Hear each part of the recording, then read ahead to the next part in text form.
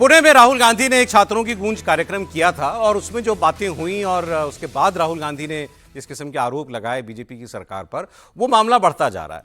दरअसल उस प्रोग्राम में एक डेवलपमेंट तो यह है कि एक आदिवासी छात्रा उनसे आकर के मिली और उसने अपनी कुछ शिकायतें बताई कि मैं यहाँ पढ़ती हूँ, हमारे हॉस्टल में ये दिक्कतें हैं, मतलब रख रखाव की दिक्कत उन्होंने बताई। उन्होंने कहा कि हम छुट्टी पे चले जाते हैं तो वापस आने पर हमसे प्रेगनेंसी टेस्ट तक लिया जाता है और मिनिमम एज जो है वो उसकी बात हुई कि भाई एक बार लगा दिया गया है कि इससे ज़्यादा उम्र का स्टूडेंट जो है वो हॉस्टल में नहीं रह सकता, और ये आदिवासी स्टूडेंट थी।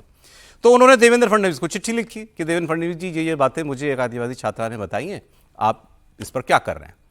तो इसका जवाब बीजेपी जो है अब राहुल गांधी को दे रही है और उनसे ही सवाल पूछ रही है।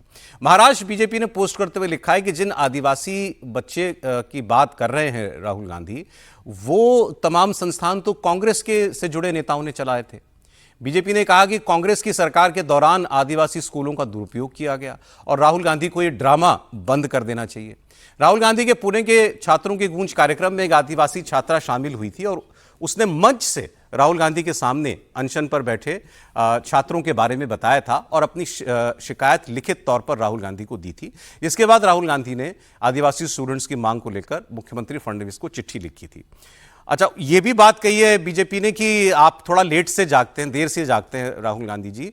आपकी जब उस स्टूडेंट से जो भी बात हुई, जो आपने जो चिट्ठी लिखी, उससे पहले वो अनशन खत्म हो चुका है। मतलब स्टूडेंट्स की बात सरकार से हो गई, सरकार ने बात मान ली, उनकी जो भी बातें थी उनको मतलब ठीक कर लिया गया और वो लोग अब शिकायत नहीं कर रहे हैं।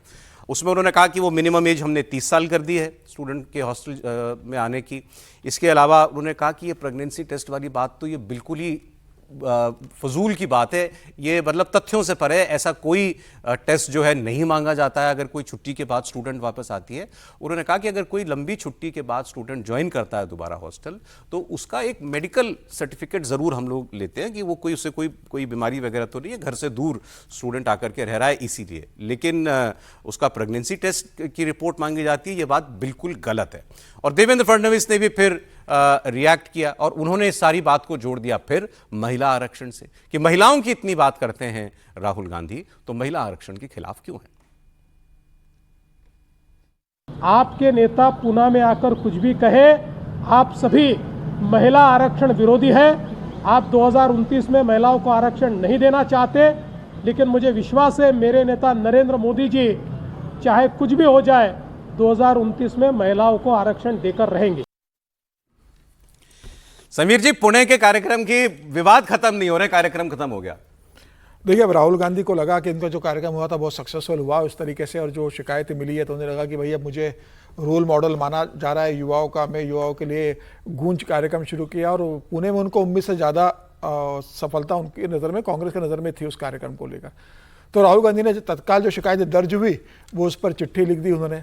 लेकिन अब वही जो राज्य सरकार ने जवाब दिया है कि भाई आप पहले पता तो कर लेते कि वो छात्रावास जो स्कूल वो कौन चला रहा है, वो कांग्रेस के समय चला रहे हैं।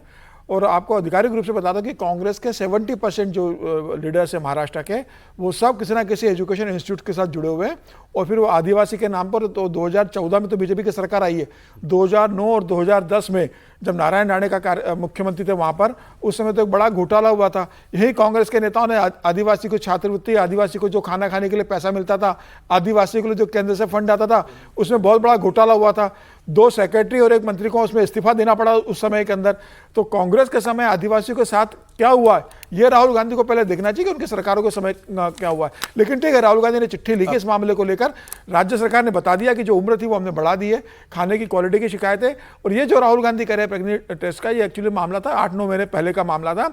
2 लड़कियां बहुत लंबे समय बाद लौटी थी, तो उस समय उनके वार्डन और सुपरवाइजर ने कह दिया था भाई इतने दिनों बाद आयो, पहले आप अपनी प्रेगनेंसी का टेस्ट करा के आओ, तब तक मैं आपको लूंगा नहीं। उस समय बवाल मचा था, उसने माफी मांग ली थी उसको लेकर। तो नॉनसेंस बात है कि आप स्टूडेंट, तो उसने माफी भी मांग ली थी, उसके बाद कार्रवाई भी हुई थी। उसके बाद वो मुद्दा ऐसा नहीं था कि हर जगह टेस्ट होता है ऐसा कहा जाता है। ये वहां के एक जगह ने उसने बयान दिया था, उसके ऊपर बवाल मचा था, उसने माफी मांग ली थी। लेकिन मुझे लगता है कि वहां की वो लड़की होगी, एक स्टूडेंट सुना होगा, उसने उतना बोल दिया होगा कि ऐसा होता है, जबकि कहीं महाराष्ट्र में कहीं नहीं होता।